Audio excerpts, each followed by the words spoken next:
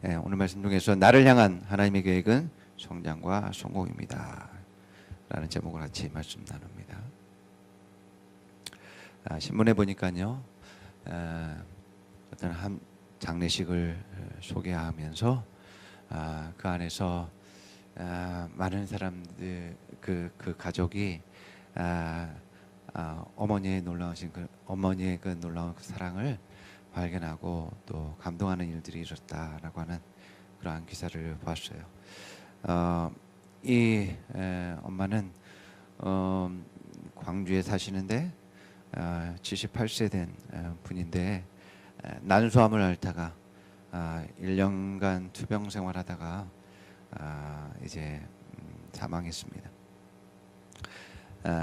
이 여성은 40대 초반에 그 남편이 공무원이었는데 남편을 먼저 암으로 떠나보냈습니다.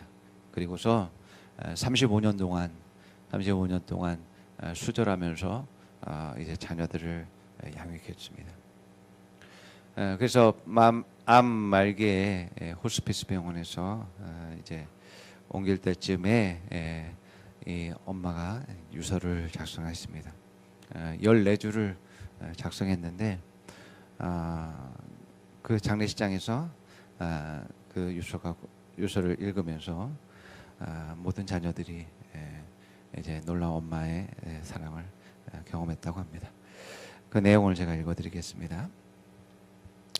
자네들이 내 자식이었음이 고마웠네. 자네들이 나를 돌봐줌이 참 고마웠네. 자네들이 세상에 태어나 나를 어미라 불러주고 젖을 물려 배부르면 나를 바라보는 그 눈길이 참 행복했다네. 병들어서 이제 하나님이 부르실 때 곧게 갈 수 있게 곁에 있어서 줘서 정말로 고마웠네. 지압이 일어서 세상 무너져 험한 세상 속을 버틸 수 있게 해줌도 자네들이 있기 때문이네. 자네들이 있어서 잘 살았고 자네들이 있어서 열심히 살았네. 딸 아이야 맏며느리 맏딸 노릇 버거웠지.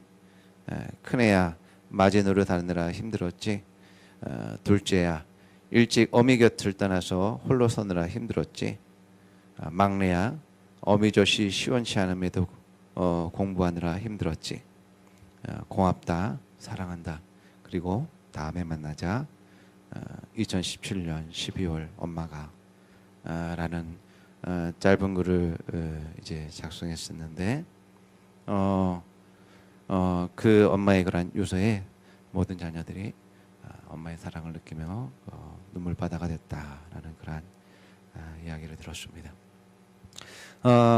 뭐 35년 동안 여성으로 태어나서 이제 뭐 결혼해서 자녀들을 낳다가 이제 40 초반에 남편을 잃었고 35년 동안 자녀를 이제 정말 힘겹게 양육하고 이제 늙어서 암으로 또 고생했는데 그게 뭐가 감사하고 기쁜 일일까라고 생각할 수 있지만 그러나 이 어머니의 그러한 뭐가 감사하고 뭐가 기쁘고 뭐가 행복한지를 이제 자기의 삶에 대해서 다른 평가들을 하고 있는 모습들을 보게 됩니다. 이러한 평가는 바로 믿는 사람들의 그러한 자세와 태도에서 나오게 되는 것입니다. 여러분 우리가 어떤 문제에 있든지 어떤 상황에 있든지 어떤 처지에 있든지 간에 그것은 그 환경과 그 문제는 우리의 마지막이 될 수가 없습니다. 그것이 하나님의 궁극적인 뜻이고 종착지가 아닙니다. 그 문제는 우리가 넘어야 될 하나의 어떤 고개 정도입니다. 우리가 등산을 하다 보면은 깔딱고개라는 것이 있습니다. 계속 오르막이 있고 그 길이 험해서 끝이 안 보일 정도이며 또 다리가 후들후들 걸리는 가운데서 그러한 고개를 넘어야지만 끝이 없어 보이지만 결국에는 그 끝이 있고 결국에 계속 신실하게 올라가다 보면 정상에 이르게 되는 것입니다. 자, 우리의 인생에 대한 하나님의 계획은 성장과 또 발전과 성공에 있다라는 것을 우리가 알 수 있습니다. 비록 우리의 삶에서 문제와 또 어려움에 부딪힐 수 있지만, 그러나 그것이 하나님의 종착지가 아니고 우리를 향한 끝이 아니고, 내가 정말 성장하고 탁월해져서 결국에는 승리하며 성공하는 것이 하나님의 온전한 뜻임을 볼 수 있습니다. 자, 우리가 요셉의 삶을 통해서 우리가 보더라도 요셉은 정말 수많은 절망과 같은 앞이 깜깜해서 아무것도 보이지 않는 그러한 절망 가운데 있으면서도 끝까지 하나님의 신실함을 믿으면서 이제 전진하며 나아간 사람임을 볼 수 있습니다. 결국에는 그러한 요셉이 애굽의 총리가 되어지고 정말 많은 사람들의, 자기의 가족뿐만 아니라 이제 많은 사람들을 생명을 살리는 일들을 감당하고 또 민족을 이루는 그러한 사람이 되는 것을 보게 됩니다.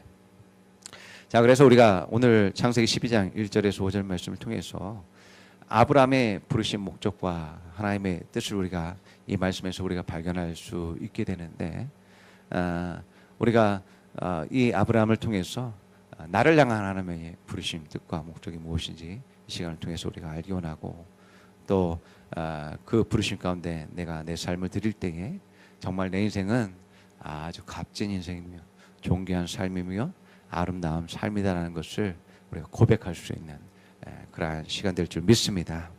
아멘. 자, 하나님은 아브라함의 삶에 대해서 아브라함의 성공과 아브라함의 이제 영광을 계획했다라는 것을 우리가 보게 되어집니다. 그는 하나님이 그 사람을 세우고 탁월하고 성공하는 삶으로 이끄셨을 뿐만 아니라 그로 하여금 큰 민족을 이루고 또 그 사람으로 말미암아서 많은 사람들이 축복을 받는 그러한 일들을 계획하셨다라는 것을 우리가 알 수 있습니다. 그래서 땅에 있는 사람들이 아브라함으로 인해서 나는 참 아브라함으로 인해서 복 받았습니다라고 하는 그러한 일들이 일어나게 하나님이 그것을 계획하셨다라는 것입니다. 자, 여러분의 인생에서, 여러분의 삶에서 나는 당신 때문에 참 복 받았습니다. 내 인생이 변화되어졌고 달라졌고 또 회복되어졌고 또 아름다워졌고 또 삶이 정말 잘 만나게 되었습니다라는 그러한 고백을 듣는다라는 것은 대단한 영광이 아닐 수 없습니다. 예. 그런데 이러한 하나님의 그러한 계획과 하나님의 뜻을 아브라함이 처음에 들었을 때는 너무나 암담한 상황이었습니다. 아브라함이 하나님의 계획을 들었을 때는 아브라함이 나이가 75세였습니다. 75세 때에 하나님이 내가 지시하는 땅으로 내가 가게 되면 내가 너로 하여금 축복할 텐데 내가 너로 말미암아서 큰 민족을 이루고 너로 말미암아서 많은 사람들이 복을 받게 될 거야라고 말씀하신 것입니다. 자, 이제 기력이 없어지고 이제 삶에 이제 정리하면서 이제 살아야 되는 그러한 시간 속에서 아브라함에게 하나님이 그러한 비전을 말씀하셨다라는 것입니다. 또 뿐만 아니라 여러분 75년 동안 살았던 곳입니다. 그곳에는 부모님도 있고 친척들과 또 친구들이 있는 곳이었습니다. 그곳에서 이제 터전을 닦았죠. 그곳에서 많은 것들을 배워왔고 인맥을 형성해 왔습니다. 그렇게 터전을 닦아놓은 곳을 떠나라고 말씀하시는 것입니다. 그것이 쉽지 않을 것입니다. 또 뿐만 아니라 이제 뭐 부모님이나 형제나 친구나 이제 이웃들을 떠나서 아무도 모르는 아무도 없는 그러한 그 가나안 땅에 가야 된다라는 것이 너무나 막연하고 두려울 수밖에 없는 상황 가운데 있었습니다. 또 아브라함에게는 이제 자녀도 없었기 때문에 이제 하나님이 말씀하신 것처럼 그렇게 민족을 이루고 번성한다라는 것이 여러모로 그것이 인간적으로 봐서는 불가능해 보였습니다.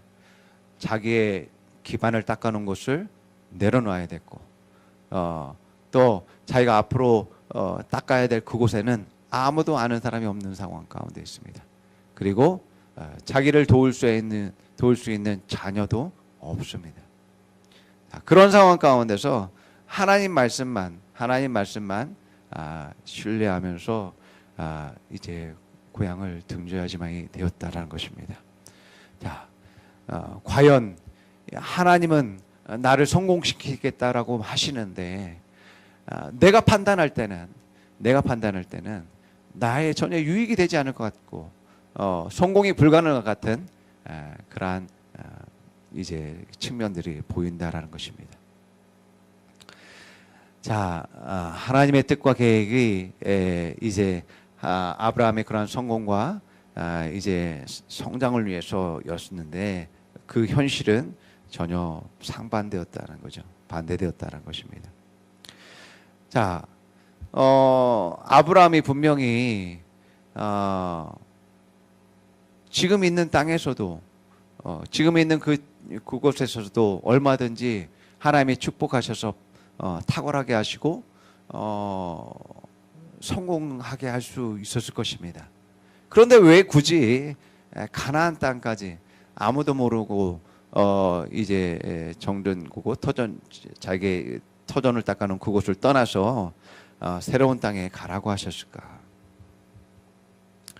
여러분, 아브라함이 하란이라는 아버지가 있는 또 친척과 친구들이 있는 그 하란 땅에 계속 있었다면 아브라함은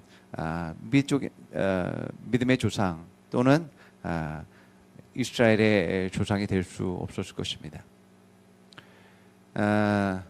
아마 그곳에서 아마 아브라함이 축복받고 또 많은 자손을 거느렸다면 아마 그 민족의 아버지, 민족의 조상은 아브라함이 아니라 아브라함의 아버지가 됐을 거예요.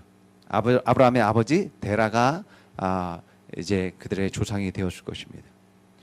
그런데 이 그 아버지 데라는 아브라함의 아버지 데라는 하나님을 섬기는 사람이 아니었습니다. 그 사람은 우상을 숭배하는 자였다라고 성경에 기록되어 있습니다. 여호수아 24장 2절 말씀 보면 이렇게 나옵니다. 그때 여호수아가 온 백성에게 말하였다. 주 이스라엘의 하나님이 이렇게 말씀하셨습니다.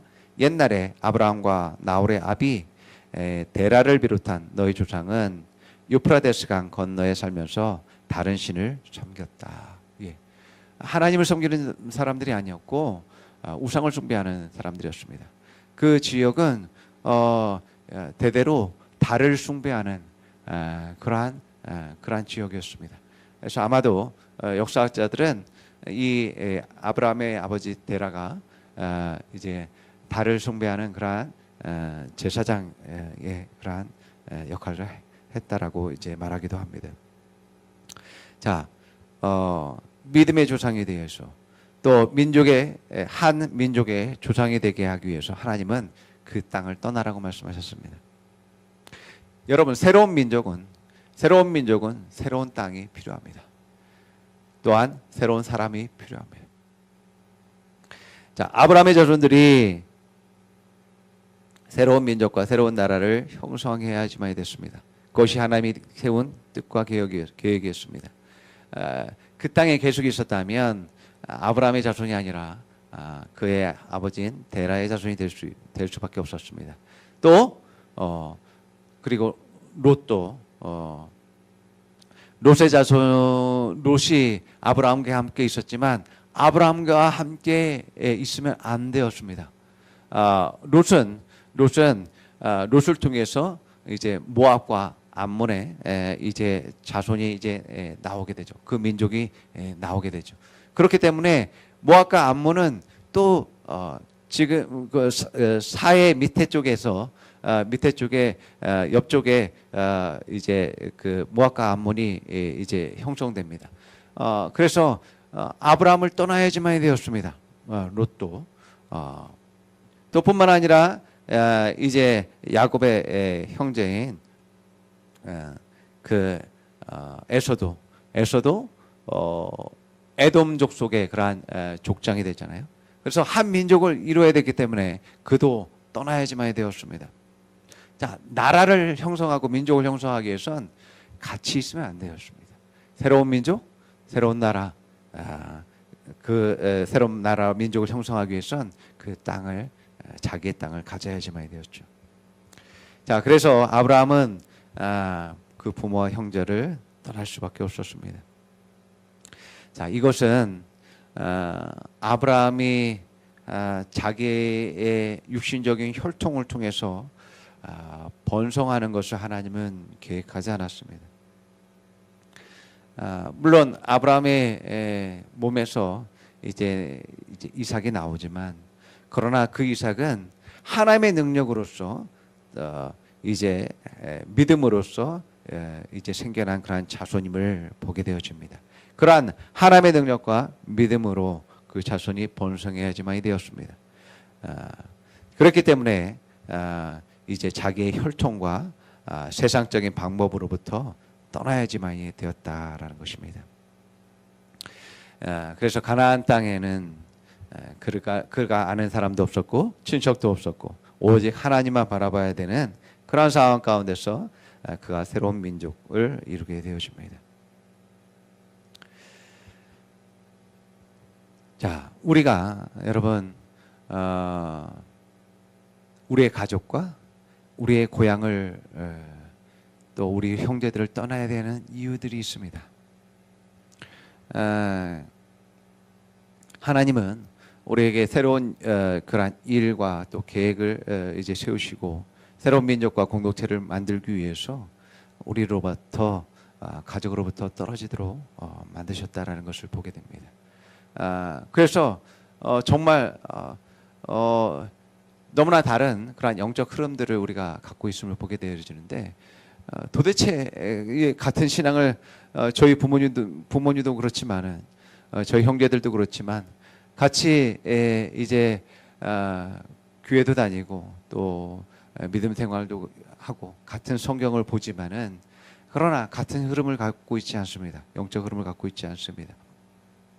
그래서 도무지 같이 함께 할 수 없는 그런 상황 가운데 있게 되어지는 것을 보게 됩니다. 그것은 우리로 하여금 새로운 공동체를 형성하기 위한 하나님의 뜻과 계획이라는 것을 우리가 알 수 있습니다. 자, 그래서 아브라함에게도 자녀들이 있었죠. 아브라함에게도 이삭과 이스마엘이 있었습니다. 또 구드라라는 그러한 부인으로부터 여러 자녀들을 낳았습니다. 그러나 이 모두가 이삭을 제외하고는 모두가 다 떠나야지만이 되었습니다. 아브라함의 자손이더라도 하나님이 택한 그러한 사람들은 이제 그들만의 그러한 이제 공동체를 형성해야 될 그러한 뜻과 계획들이 있었다라는 것을 보게 됩니다. 그래서 아브라함에겐 약속한 그러한 자녀인 이삭으로 말미암아서 번성하도록 하는 그러한 하나님의 뜻과 계획이 있음을 보게 됩니다. 자, 이삭에게도 야곱과 에서가 있지만 반대로 이번에는 야곱이 떠나야지만이 되었습니다. 야곱이 형과 같이 있으면 안 되었습니다. 그래서 이스라엘의 민족을 이루기 위해서 야곱이 집을 떠나고 또 민족을 이루어야 됐음을 보게 되어집니다. 이처럼 하나님은 우리를 다른 사람들과 구별하게 하고 또 다른 공동체를 형성하기 위해서 떠나게 하시는 그러한 일들을 하게 하는 것을 보게 되어집니다. 그래서 떠나지 않으면 하나님이 그렇게 그것을 계획하셨는데 만약 우리가 떠나지 않고 세상적인 것을 고집하고 나의 유익, 당장 현실에 보이는 유익만을 고집한다면 우리는 하나님이 원하시는 그러한 민족이나 공동체를 이룰 수가 없습니다. 또 하나님이 계획한 그러한 성공과 그러한 번성의 축복이 실행되지 않는다라는 것을 우리가 알 수 있습니다. 그래서 하나님이 나를 우리 가족으로부터 분리시킨 이유, 또 우리 고향으로부터 떠나가게 한 이유가 바로 여기 있습니다. 그리고 내가 다른 일들로부터 제외시키는 분리되는 이유가 바로 여기 있음을 보게 되어집니다. 하나님은 우리를 구별하게, 또 구별하신 이유는 나를 새롭게 또 그러한 공동체를 형성해서 또 하나님의 나라를 이룩하게 한 하나님의 뜻이 있음을 보게 되어집니다. 자, 그러나 많은 아브라함의 자손들도 있었고 또 사람들이 있지만 하나님의 말씀대로, 하나님의 지시대로 순종한 사람만이 하나님의 약속을 누릴 수 있다라는 것을 우리가 알아야지만 됩니다. 그래서 마태복음 22장 14절 말씀과 14절 말씀처럼 우리가 하나님의 말씀대로 순종하는 자만이 그것을 누릴 수 있는 것이다라는 것을 우리가 알 수 있습니다. 같이 읽어봅니다. 개역개정과 표준 세지번역 둘 다 읽어보겠습니다. 시작. 청함을 받은 자는 많되 택함을 입은 자는 적으니라. 부름받은 사람은 많으나 뽑힌 사람은 적다.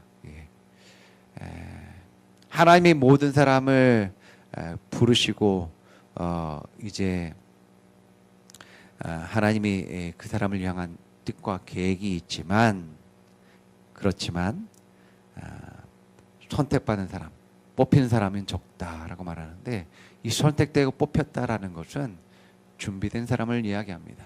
내가 하나님의 그 뜻과 계획 가운데 내 자신을 내어준 사람이 많이 누릴 수 있다라고 말씀하고 있는 것입니다. 자, 우리 모두가 다 축복받았다라고 할 수 있지만, 그러나 그 축복을 누리는 사람은 하나님이 지시한 곳, 하나님 명령하시고 하나님 말씀한 곳을 순종하고 이제 나아간 사람만이 그것을 누리게 된다라는 것입니다.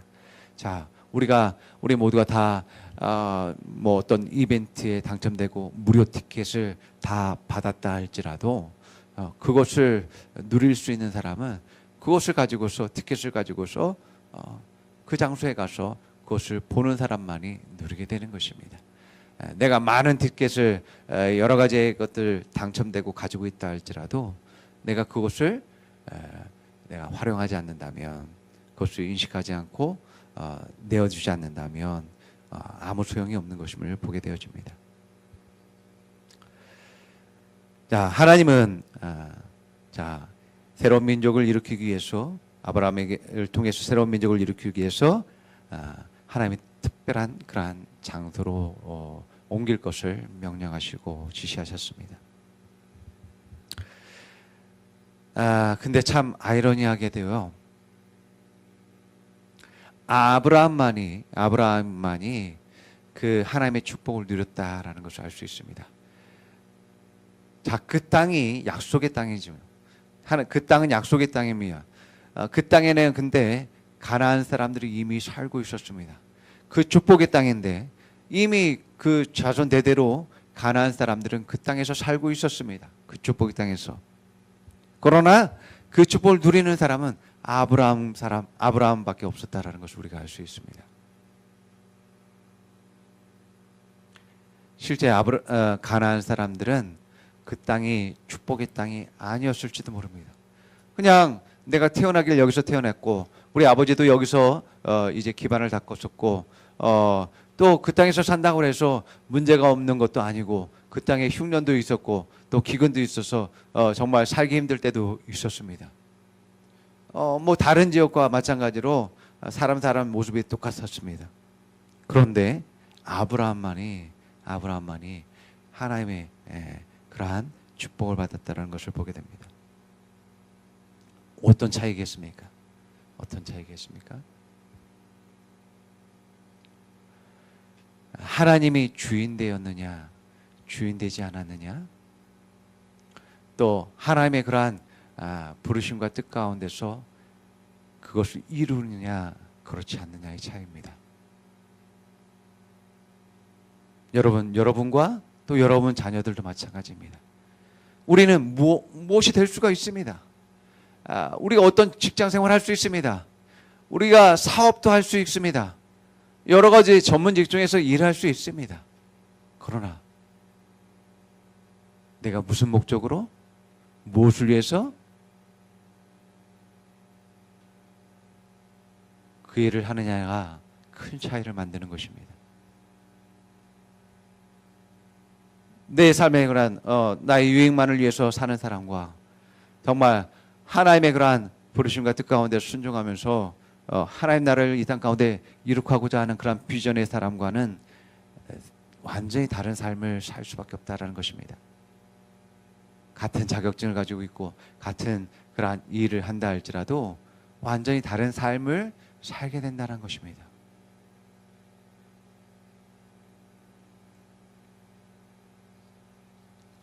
하나님의 뜻과 무관하게 내 마음대로 살아가는 사람들은 축복의 땅에 있지만 그 축복을 누릴 수가 없게 되어집니다. 왜냐하면 그들에게 적용되어지는 것은 하나님의 축복하신 축복의 그러한 원리가 작동되지가 않습니다. 그들에게는 세상의 원리가 그들의 삶 가운데 작동되기 때문에, 세상의 원리는 뭐예요? 많이 가지고 권력 있는 사람이 더 많은 것을 가지고 누리는 것입니다. 그러한 것이 역사하는 곳이 바로 세상입니다. 그러한 영향력이 없는 사람은 그냥 그렇게 살아갈 수밖에 없는 것이죠. 그러나 하나님의 그러한 부르심과 뜻 가운데 있고 또 하나님의 그러한 나라를 세우기 위한 그러한 목적과 부르심을 가지고 있는 사람이 내 삶을 드리고 순종하는 삶을 산다면 세상의 원리가 아니라 하나님의 축복의 원리가 그 사람의 삶 가운데 작용한다는 것입니다. 그래서 내가 지혜가 없어도, 내가 많은 것을 갖고 있지 않다 할지라도, 내가 권력이 없다 할지라도 그것이 전혀 문제가 되지 않는 것입니다.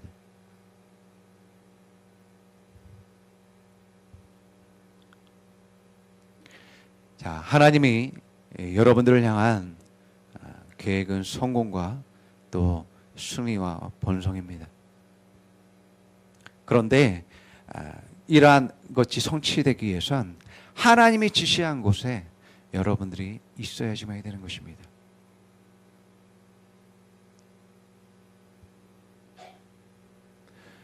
저는 제가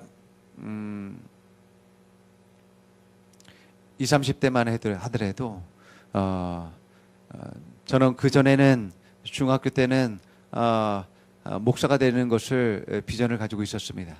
그런데 제가 세상으로 나아가서는 20, 30대에는 제가 복음사학과가 되리라. 내가 많은 돈을 벌어서 정말 하나님의 일을 이루는 그러한 사람이 한번 돼보겠다라고는 그러한 생각을 가지고 있었습니다. 그런데 그것이 하나님의 뜻이 아니었습니다. 만약 여러분들 제가 복음사학과가 되었다면, 그렇게 해서 내가 직장생활하고 아니면 사업을 했다면 여러분들은 만나지 못했을 것입니다. 또한 제가 그렇게 승승장구하면서 제가 성남에서 결혼생활을 시작했는데, 내가 성남을 떠나지 않았다면 아마 여기에서의 이러한 사역도 할 수 없었을 것입니다. 제가 여러분들을 만나지 못했었고, 또한 이곳에 있지 않았다면 저는 생명을 살리는 이 일들을 하지 않았을 것입니다. 하나님의 그러한 부르심과 뜻을 이루기 위해서 내가 있던 곳을 떠나야지만 되었습니다. 하나님의 지시한 장소로 옮겨야지만 되었습니다. 그런데 우리가 그러한 하나님이 지시하신 곳으로 옮겼다 할지라도 곧바로 그곳에 놀라운 하나님의 축복을 경험하는 것은 아닙니다. 아브라함도 그 가나안 땅으로 옮겼지만 그곳이 항상 그에게 많은 그러한 수확을 거두고 열매를 거두고 축복만을 누린 것이 아니었습니다. 아브라함은 그곳에서 흉년과 또한 먹을 것이 없고 또 어려운 그러한 상황 가운데서 이제 처했다는 것을 우리가 성경을 통해서 보게 되어집니다. 창세기 26장 1절에서 6절 말씀 같이 보겠습니다. 같이 있습니다. 시작. 일찍이 아브라함 때에 그 땅에 흉년이 든 적이 있는데 이삭 때에도 그 땅에 흉년이 들어서 이삭이 그랄의 블레셋 왕 아비멜렉으로 갔다. 주님께서 이삭에게 나타나셔서 말씀하셨다. 이집트로 가지 말아라. 내가 너에게 살라고 한 이 땅에서 살아라. 내가 이 땅에서 살아야 내가 너를 보살피고 너에게 복을 주겠다. 이 모든 땅을 내가 너와 너의 자손에게 주겠다. 내가 너의 아버지 아브라함에게 맹세한 약속을 이루어서 너의 자손이 하늘의 별처럼 많아지게 하고 그들에게 이 땅을 다 주겠다. 이 세상 모든 민족이 내 씨의 덕을 입어서 복을 받게 하겠다.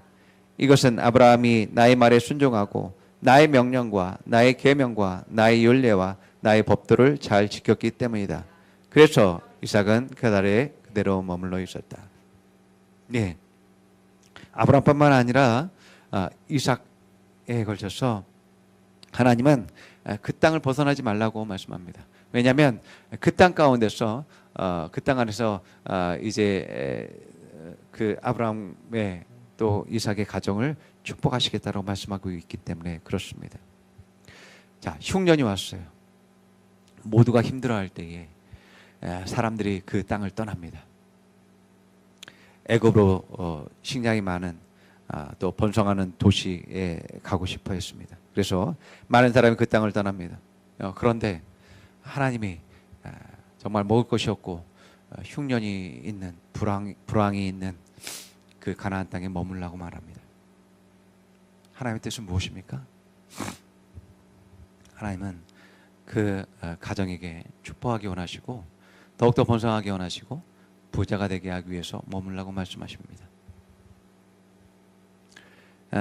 그래서 결국에는 이삭이 그 땅에서 흉년의 100배의 수확을 거두게 되는 일들이 일어나게 됩니다. 자, 26장 12절에서 14절입니다. 같이 읽어봅니다. 시작. 이삭이 그 땅에서 농사를 지어서 그 해 100배의 수확을 거두었더랬다. 주님께서 그에게 복을 주셨기 때문이다. 그는 부자가 되었다. 재산이 점점 늘어나서 아주 부유하게 되었다. 그가 양떼와 소떼와 남종과 여종을 많이 거느리게 되느니 블레셋 사람들이 그를 시기하기 시작하였다. 아멘. 예. 자, 하나님 말씀에 순종하는 사람은요,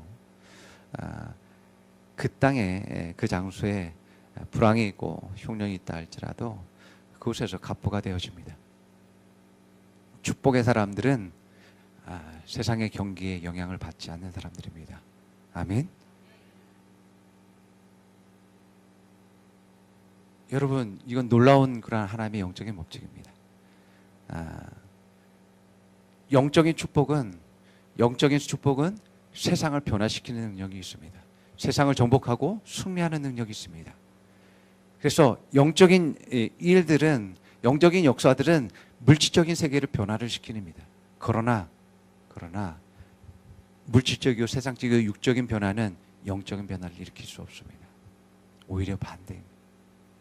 그래서 하나님이 축복하셨는데, 하나님이 축복하신 그 사람, 그 가정, 그 종들과 그곳에, 그 사업에는 하나님이 축복하셨기 때문에 물리적인 그러한 불황과 흉년이 그것이 작용되지 않는 것입니다.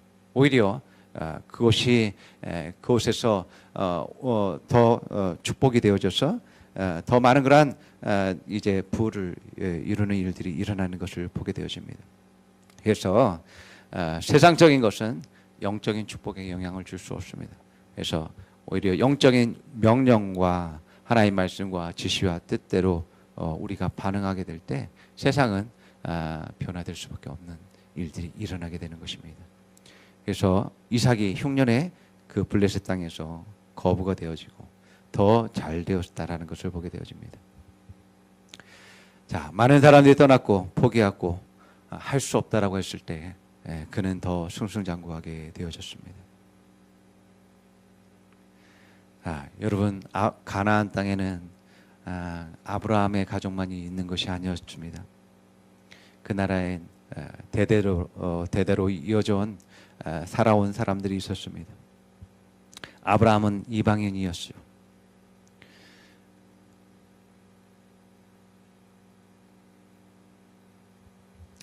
그래서 아브라함은 그 사람들에 비하면 육신적으로는 정말 연약하고 작은 그런 존재밖에 되지 않았을 것입니다.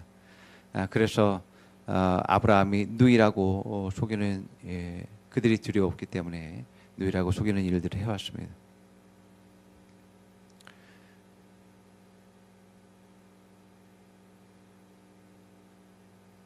그런데 하나님이 축복한 사람들은 그 하나님의 뜻 가운데 있을 때 그 축복을 누리며 사는 삶을 살게 되어집니다.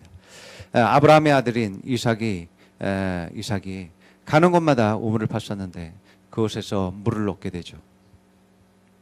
한 우물은 정말 야곱의 우물처럼 정말 신약 시대까지 수천 년 동안 이어져 온 그러한 이제 그 물을 먹게 되는 그러한 일들이 일어나게 되었습니다.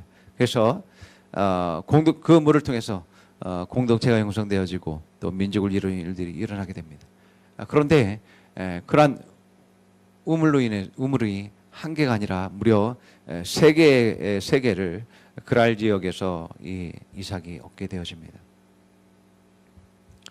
그런데 그럴 때마다 블레셋 사람들이 이삭이 우물을 얻을 때마다 빼앗는 일들이 일어나게 되어집니다. 어찌 그런 일이 있을까 하면서 한탄하고 또 가슴치면서 억울해하는 그러한 마음도 가질 수 있겠지만 이삭은 그들과 싸우지 않았습니다. 그리고 오히려 그냥 그들에게 줘버렸습니다. 이삭은 축복의 사람이었기 때문에 다른 곳에 그곳이 아니라 다른 곳을 파면 내가 얼마든지 우물을 얻을 수 있다는 것을 알았습니다. 내가 나누면 그냥 사라지는 것이 아니라 나는 또 다른 것을 얻을 수 있을 거야 라는 그러한 믿음을 가지고 있었습니다. 자, 우물을 세 개 얻었어도 여러분, 내가 먹는 우물은 한 군데밖에 없습니다. 예. 한 개면 족합니다. 뭐 세 개의 다 우물을 내가 다 퍼 마실 수도 없는 것입니다. 이삭은 하나님의 그러한 축복을 다른 사람들과 나누면서 사이좋게 지낼 수 있었습니다. 내 것을 빼앗기 때문에 내가 그들과 싸우고 다투는 것이 아니라 하나님이 내게 더 많은 것을 주시기 때문에 그들에게 나누의 일들을 얼마든지 하나님의 삶을 살았다는 것을 보게 됩니다. 그래서 복 있는 사람은 그 마음이 일단 축복된 그러한 마음들을 가지고 있어야 많이 되는 것입니다. 그 사람의 복을 누리는 그러한 삶과 여유와 자유함이 우리 안에 넘쳐나야 된다는 것을 알 수 있습니다. 자, 그래서 여러분들 안에 축복된 사람으로서 이제 복된 그러한 자유함과 평안함이 여러분 안에 가득하기를 축원합니다. 아멘. 자, 하나님의 사람들이 성공하는 이유는 하나님과 동행하기 때문에 그렇습니다. 하나님과 동행한다는 것은 무슨 말이냐면 하나님의 말씀하시는 그러한 삶을 사는 사람이라는 것입니다. 자, 하나님의 말씀대로 살지 않는 사람을 우리가 보면서 야, 저 사람은 하나님과 동행하는 사람이야 라고 말할 수 없습니다. 예, 그런 말이 나오지 않습니다.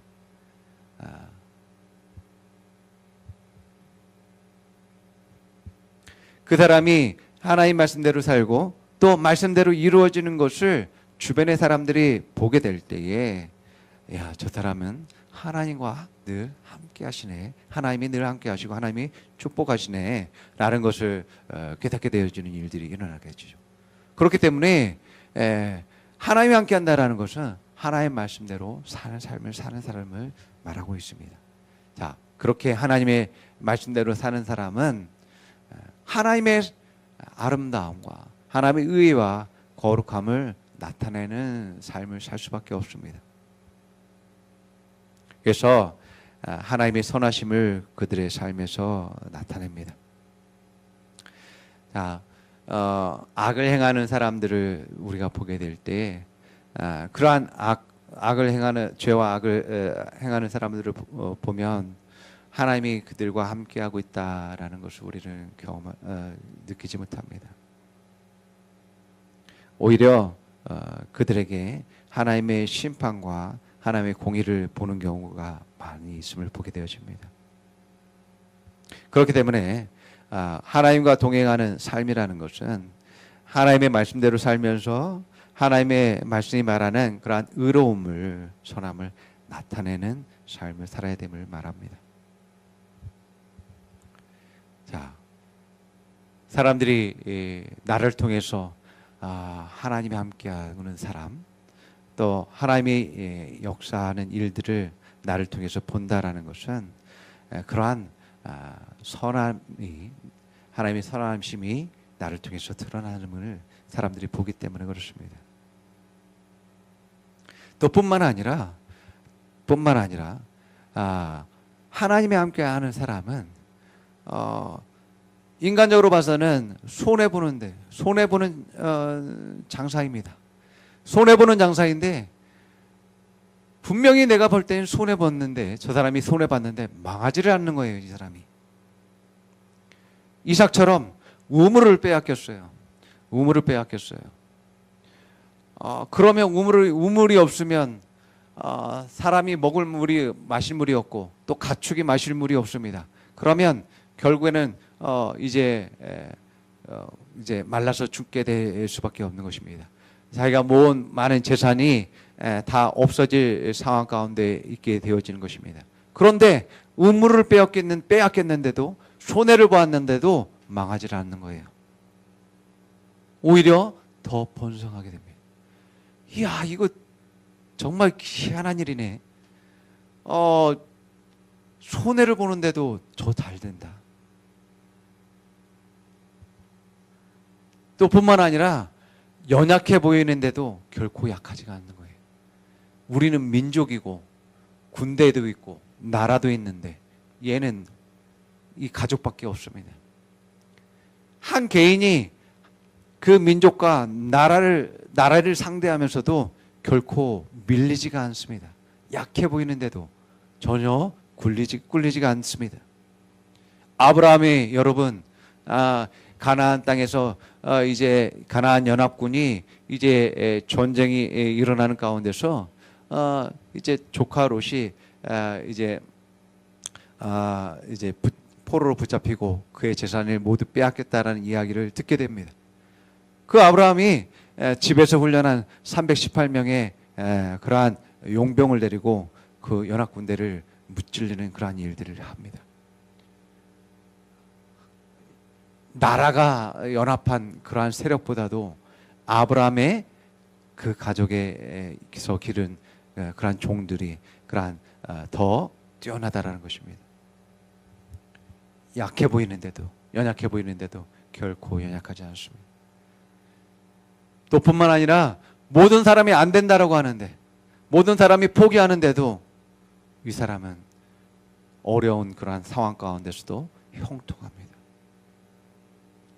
이삭의 예를 보는 것처럼 흉년 가운데서 무려 100배의 수확을 거두는 일들이 일어나게 됩니다. 자, 이것이 하나님이 함께하는 사람의 모습입니다. 예, 세상의 논리로는 이해할 수 없습니다.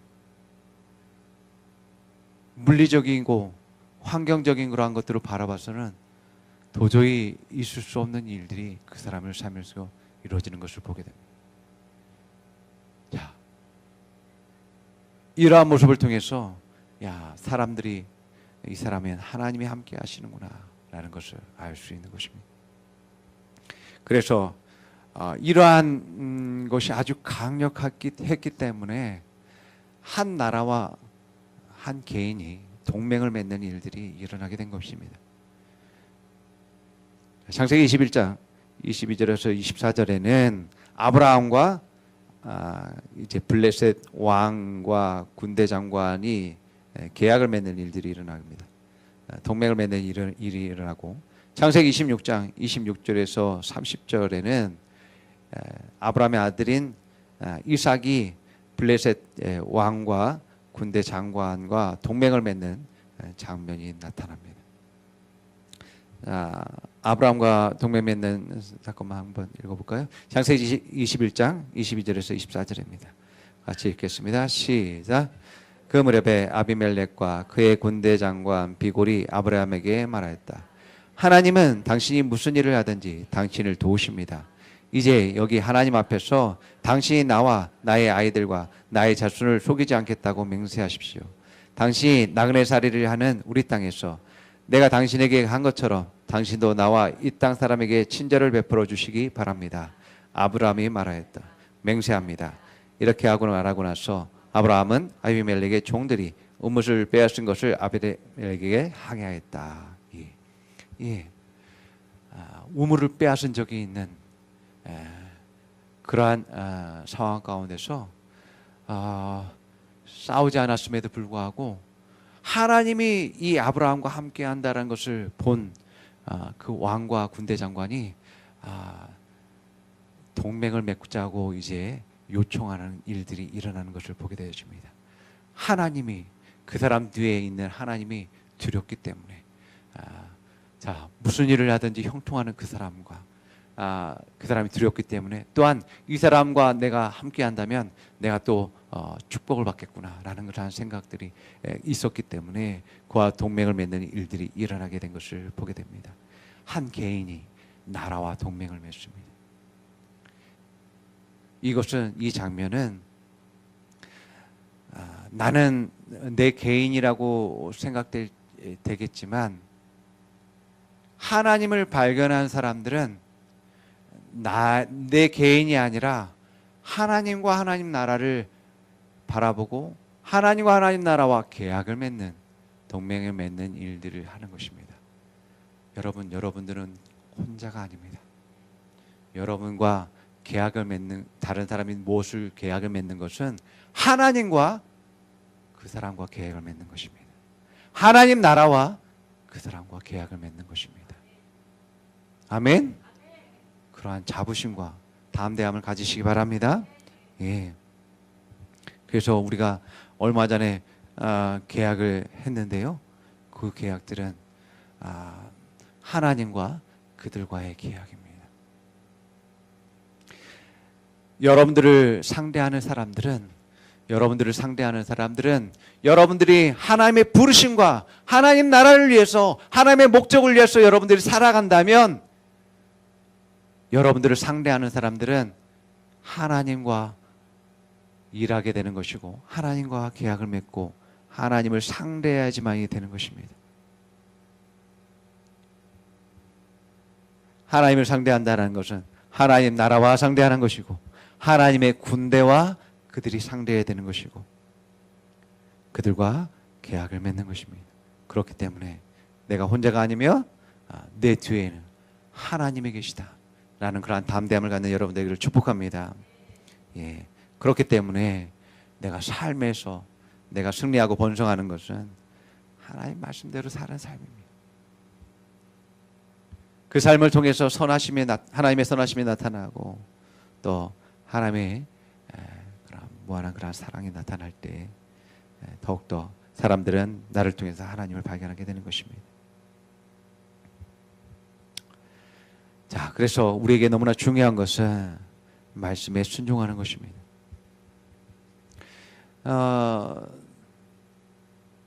여러분이 이 땅에 태어나는 순간, 아니 그 전부터 하나님은 나를 위한 계획들을 세우셨습니다.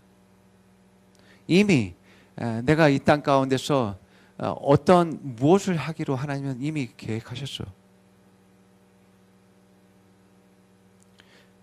그렇기 때문에 내가 하나님 말씀대로 산다면 주님을 따라가고 주님 하나님 말씀대로 산다면 그 뜻은 이루어질 수밖에 없습니다. 그래서 내가 순종의 삶을 살게 되면 나는 오늘도 하나님 뜻이 이루어지는 것을 보는 삶을 살고 있는 것입니다. 그러나 내가 하나님 말씀을 무시하고 그 말씀대로 살지 않는다면, 주님의 가신 길로 따라가지 않는다면 나는 여전히 멈춰 서 있는 것입니다. 나는 그만큼 후퇴하고 있는 것입니다. 자, 아브라함과 이삭처럼 그들은 하나님이 말씀하셨을 때 그 장소가 흉년이 왔든 기근이 들었든 어떤 문제가 있든 어떤 사람들이 나를 핍박했든 상관없이 나의 것을 빼앗든 상관없이 계속해서 그들은 하나님 말씀에 순종하는 삶을 살면서 주님의 인도하심을 따라서 한 발 한 발 내딛었던 것을 우리가 보게 되어집니다. 여러분, 말씀과 반대되는 상황과 문제들이 우리에게 있을 수 있습니다. 물론 그 상황들이 우리에게 고통을 주고 아픔을 줄 수 있습니다. 그러나 그 문제와 그 아픔과 그 고통이 하나님이 세우신 그 결과를 바꿀 수 없습니다. 아멘. 하나님이 세우신 그 결과, 그 계획을 바꿀 수가 없습니다. 내가 순종한다면, 하나님 말씀대로 산다면 그 계획은 그렇게밖에 될 수가 없습니다. 그러나 내가 그 하나님 말씀대로 말씀을 포기하고 그 환경을 너무나 더 크게 보아서 이제 좌절하기 때문에 그 말씀을 내가 경험하지 못하는 것이죠. 내가 말씀만 바라보고 말씀대로 말하고 말씀대로 행동한다면 말씀대로 그 결과를 보는 것은 당연합니다.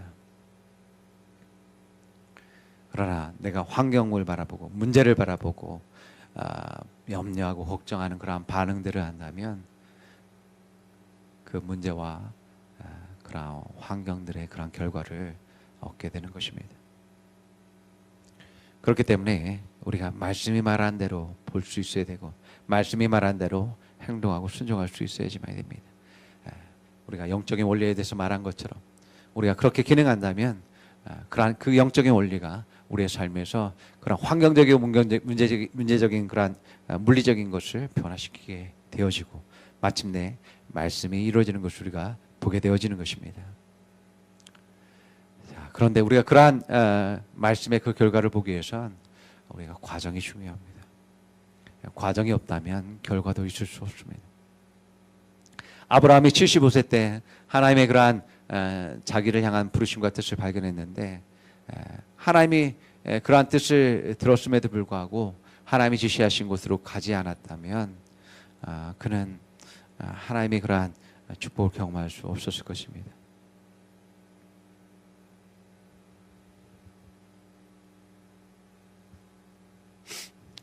자, 하나님의 뜻은 아브라함을 통해서 여러 민족과 하나님 나라를 세우시는 것이었습니다. 그런데 그 일은 많은 시간이 필요했습니다. 정말 아브라함 때에는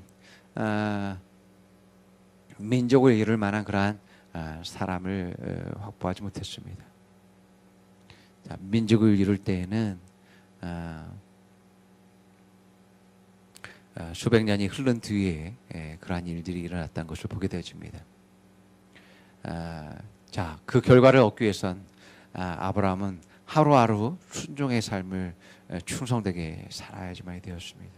그래서 하나님 말씀이 말한 것을 믿고 신뢰함으로 오늘 하루 순종의 발걸음을 걷게 될 때 우리는 그러한 결과를 보게 되어집니다. 야곱이 이제 아브라함의 손자인 야곱이 삼촌 라반의 집에서 양을 치는 수고를 하는 가운데서 밤잠도 못 자고 정말 이제 종처럼 살아가는 그러한 시간들을 보내지 않았다면 그는 갑부가 될 수가 없었습니다. 부자가 될 수 없었습니다. 또 삼촌 라반의 딸들을 위해서 자기를 희생하지 않았다면 또 이제 많은 자손을 둘 수 없었을 것이죠.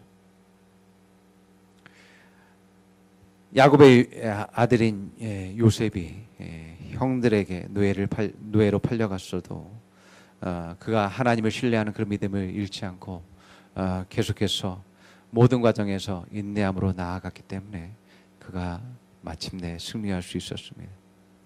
모함을 당하고 또 많은 사람으로부터 손가락질을 당했어도 묵묵히 자신의 일을 하지 않았다면 총리가 될 수 없었을 것입니다. 자, 여러분들을 향한 하나님의 뜻과 계획이 이루어지기 위해선 여러분들이 오늘 말씀대로 행하고 순종의 삶을 살아야지만이 된다라는 것입니다. 그 과정이 너무나 중요합니다.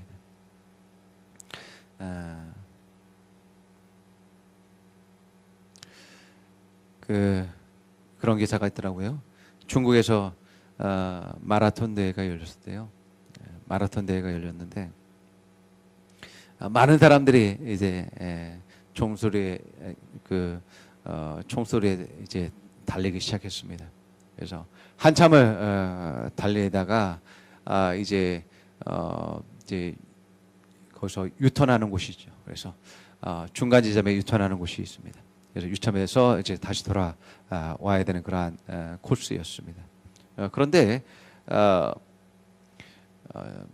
그 길을 가던 막 달리던 사람들이 그 옆쪽에 있는 숲속으로 이렇게 들어가서 숲속을 가로질러 가지고 반대편에 나와서 이제 다시 원점으로 돌아오는 그 길로 이제 가로질러서 들어오는 것입니다. 반칙이죠. 반칙이죠. 그래서 한 2, 3km를 더 달리는 그러한 부정행위를 한 사람들이 있다라는 것입니다. 그래서 항공으로 드론을 이용했든지 뭐 항공 사진을 찍어서 그 사람들을 처벌했다라고 합니다. 그런데 이렇게 코스를 이탈한 사람들이 무려 46명이라고 되어 있다며. 46명이 다 중간에 가로질러 가지고 이제 돌아오는 일들을 했습니다. 또 18명은 가짜 등번호를 달았다고요. 가짜 등번호를 달고 마라톤을 뛰었어요. 또 3명은 자기의 이제 다른 사람 이름으로 대리로 경기를 이제 나갔다고 합니다. 그리고 그 밖에 190명이 부정행위를 했다라고 해요. 그래서 그 마라톤에 얼마나 참석했는지 모르겠지만 258명이 부정행위를 했다고 합니다. 258명이 마라톤에서 부정행위를 통해서 마라톤을 뛰었다라고 한 얘기를 합니다. 그래서 2년 동안 출전 금지를 내렸다라고 하죠. 자, 우리가 결과를 얻기 위해서는 과정이 중요합니다. 그래서 그러한 과정이 비록 우리로 하여금 그런 어려움과 또 문제들을 우리에게 줄 수 있지만 그러나 그것이 하나님의 온전한 그 궁극적인 목적이 아니기 때문에 우리는 그 문제를 결국 해결할 것이고 승리할 것이고 성장할 것이고 발전할 것이다라는 것을 바라보면서 오늘 최선을 다해서 이제 한 발 한 발 그 발걸음을 내디뎌야 되는 그런 사람임을 여러분들 기억하기 바랍니다.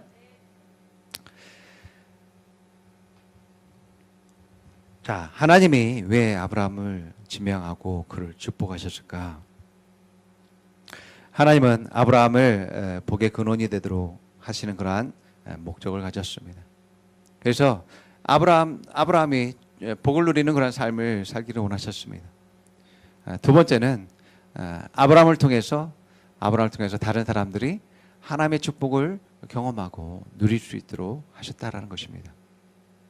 그래서 창세기 오늘 말씀 12장 3절 말씀 우리 같이 읽어봅니다. 시작. 너를 축복하는 사람들에게는 내가 복을 베풀고 너를 저주하는 사람에게는 내가 저주를 내릴 것이다. 땅에 사는 모든 민족이 너로 말미암아 복을 받을 것이다. 내가 복 받는 것은 사람들에 의해서가 아니라 내가 복 받는 것은 하나님에 의해서이고, 또 하나님이 내가 그렇게 기능하고 반응했을 때 내가 그러한 축복을 누리는 사람이 되게 하셨고, 또 나를 통해서 다른 사람들이 축복받는 것이 하나님의 뜻입니다. 자, 그래서 하나님이 여러분들을 부르시고 이제 축복하시는 그런 모든 이유들은 바로 여러분들을 축복하는 것과 또 여러분들을 통해서 다른 사람들에게 축복이 전해지는 것을 목적으로 하고 있다는 것을 여러분들 기억하기 바랍니다. 그런데 여기서 중요한 것은 내가 복받은 사람이라는 것을 인식해야 된다는 겁니다. 내가 무슨 복을 받았는가, 여러분들이 그것을 발견하실 수 있어야 됩니다. 내가 거듭난 것, 하나님의 생명을 가진 것, 그것 자체가 엄청난 축복입니다. 그래서 내 삶 자체가 그러한 축복이기 때문에, 내 생명 자체가 축복이기 때문에 나는 축복의 근원이라고 말할 수 있는 것입니다.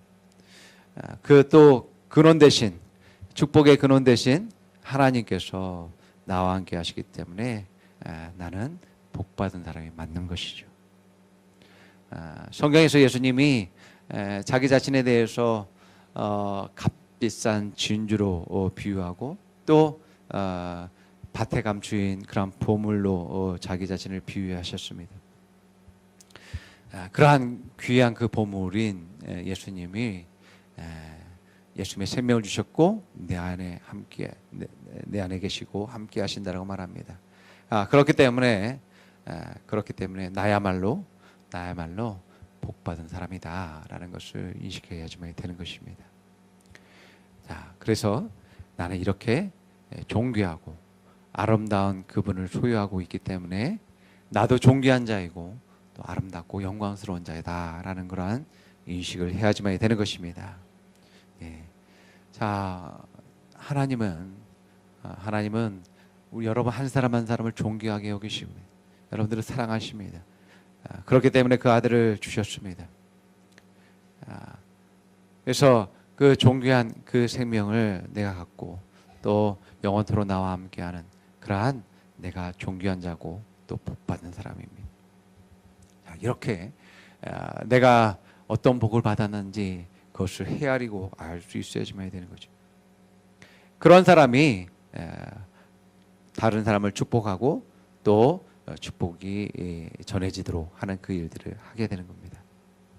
그래서 내가 무엇을 가졌는지, 내가 무엇을 할 수 있는지 그것을 알 때에 내가 다른 사람에게 나눌 수 있는 것임을 깨닫게 되어집니다.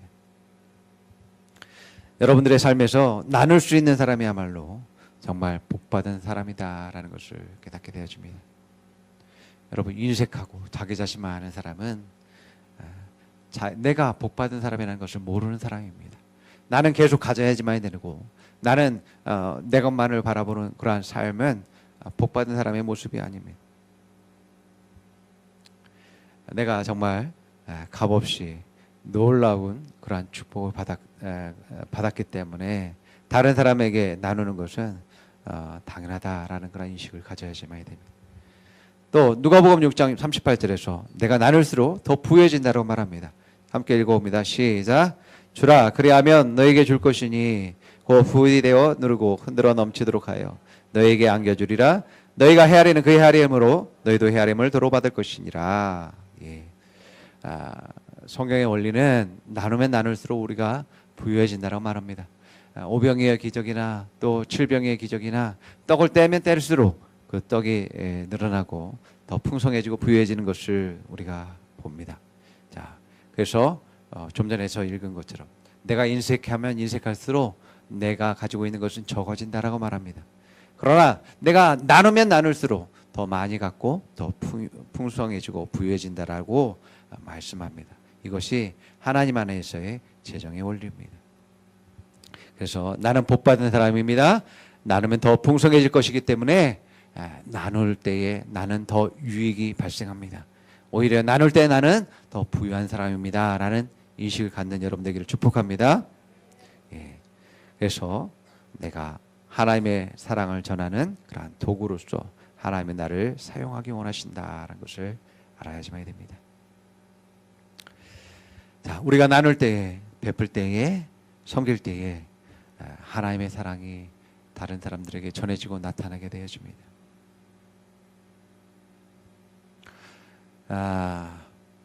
하나님의 축복을 모든 사람이 바라고 있지만 내가 축복을 받은 사람이라는 것을 인식하고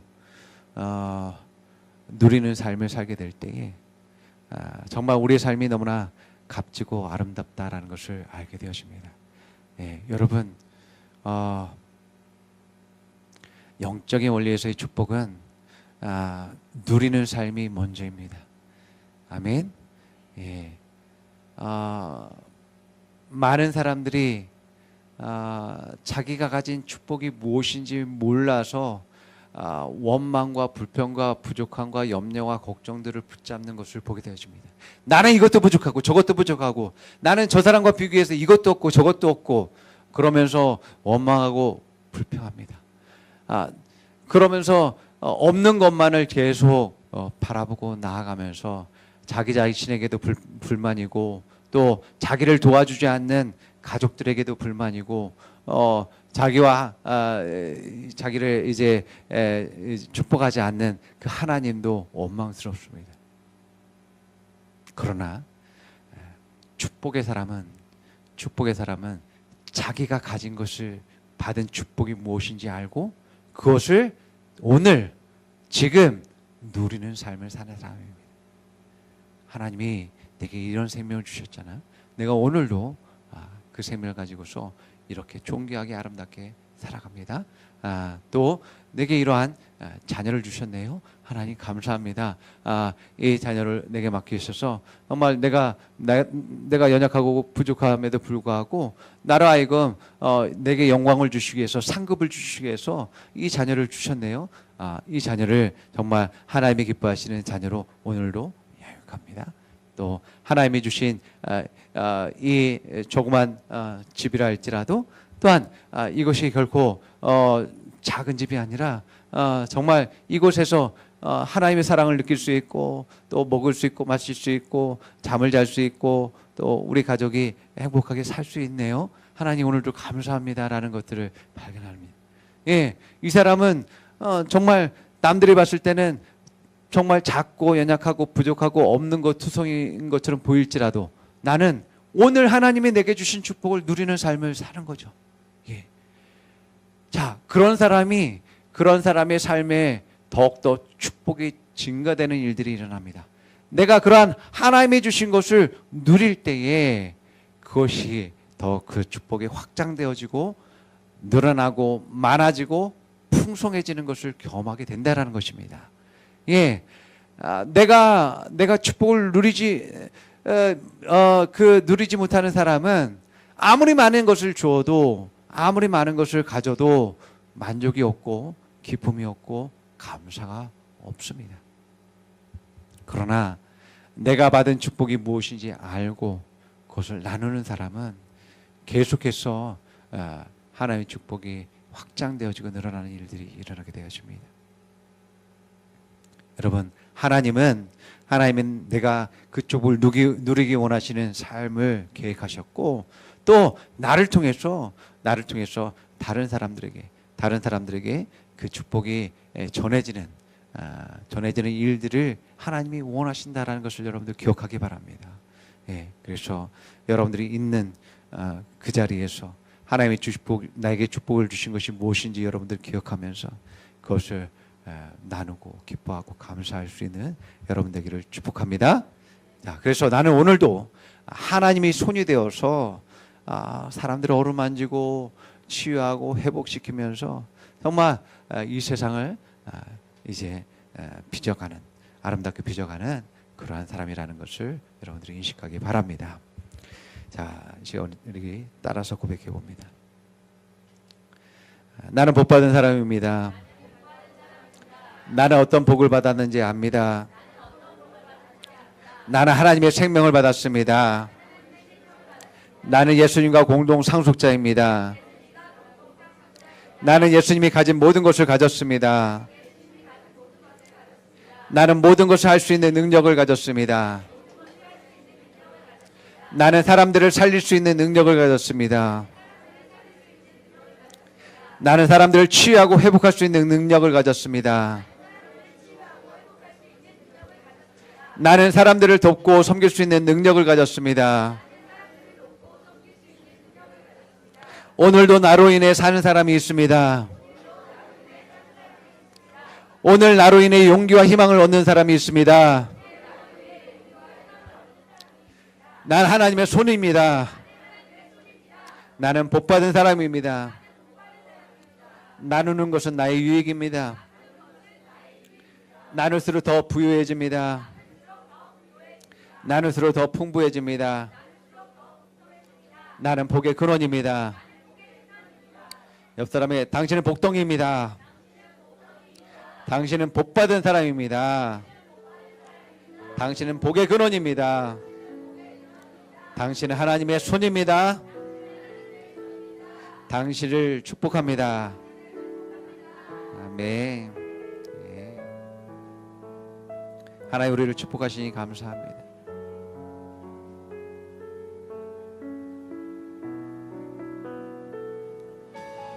우리가 얼마나 이제는 우리 주 예수 그리스도의 은혜와 아버지 하나님의 놀라우신 그 사랑과 성령님의 감화감동 교통 충만케 하심이 우리를 향한 아버지의 놀라신 사랑과 또 은혜와 그 뜻과 계획과 축복이 이제로부터 영원토록 함께할 주여다. 아멘.